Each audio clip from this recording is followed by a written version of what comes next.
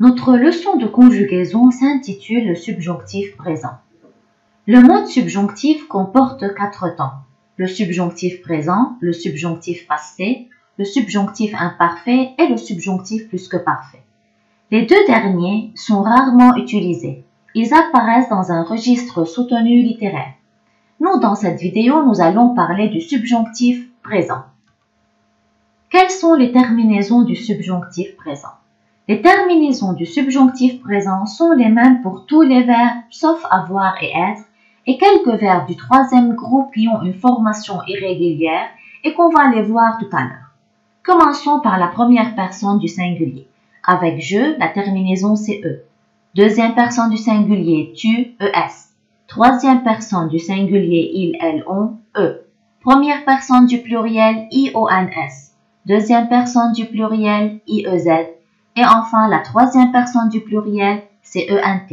Donc, en résumé, les terminaisons du subjonctif présent sont e, es, ions, iez, ent. Passons maintenant à la formation du subjonctif. Pour la première, deuxième, troisième personne du singulier ainsi que la troisième personne du pluriel, on n'a qu'à suivre 4 étapes. Premièrement, on conjugue le verbe au présent de l'indicatif à la troisième personne du pluriel. Deuxièmement, on retire le ent. Troisièmement, on obtient la base verbale ou le radical auquel on y ajoute les terminaisons du subjonctif.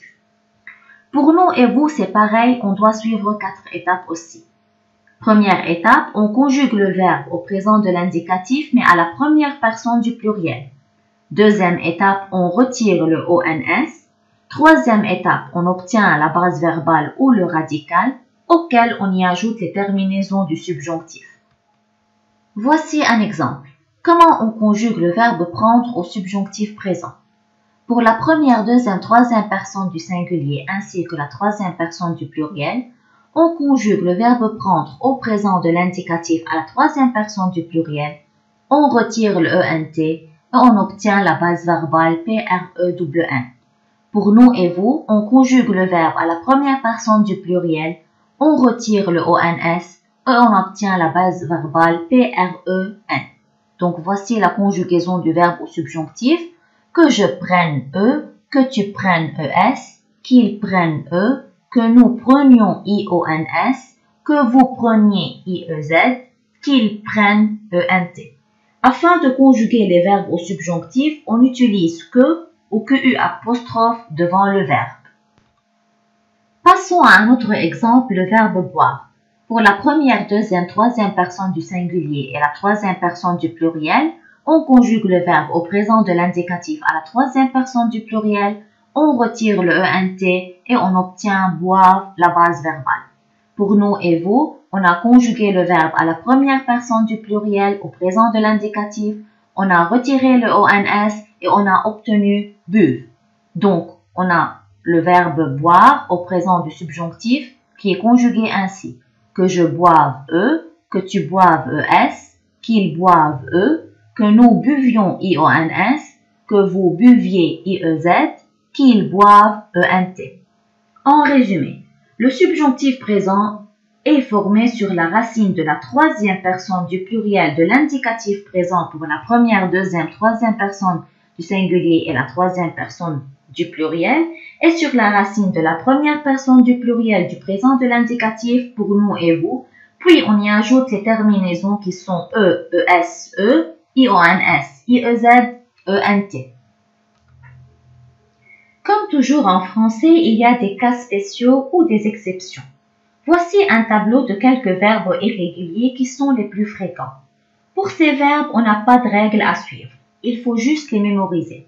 Ces verbes sont être, avoir, aller, vouloir, faire, pouvoir, savoir, falloir et valoir. Quand on emploie le subjonctif? Le subjonctif est un mode principalement employé dans les phrases subordonnées introduites par que pour exprimer des possibilités, des hypothèses, des sentiments, des pensées, des souhaits, des doutes, des incertitudes ou des conseils. Je commence avec quelques phrases d'exemple. Il faut que tu finisses avant demain. Ils veulent que je vienne à la soirée. J'aimerais qu'ils connaissent ceci. Je voudrais qu'il écrive son adresse. C'est important que je le reçoive à temps. C'est dommage que nous devions partir si tôt. Dans ces phrases, les verbes en jaune ne sont pas conjugués à l'indicatif présent, mais au subjonctif présent.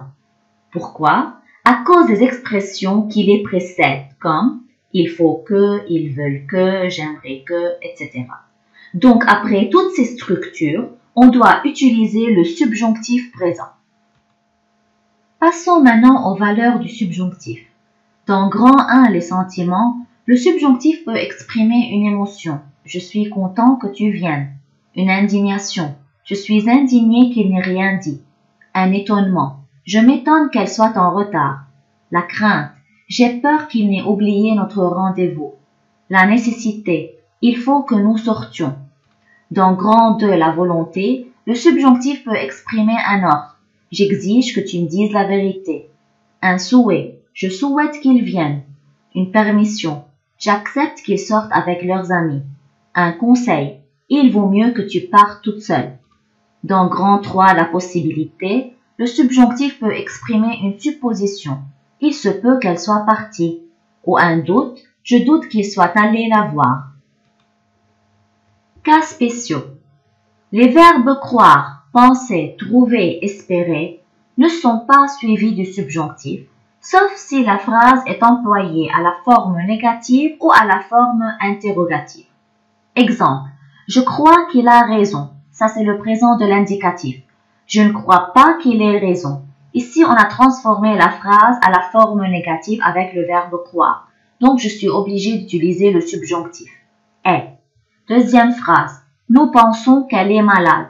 Ici aussi, c'est le présent de l'indicatif.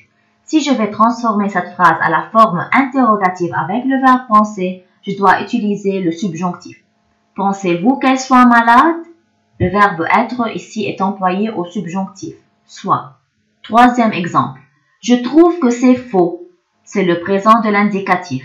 Trouvez-vous que ce soit faux? Ici, c'est à la forme interrogative avec le verbe trouver. J'ai employé aussi le subjonctif. Quatrième phrase. Il espère qu'elle viendra. Donc ici, c'est le présent. Il espère. Si je vais utiliser à la forme négative la phrase, elle n'espère plus qu'il vienne.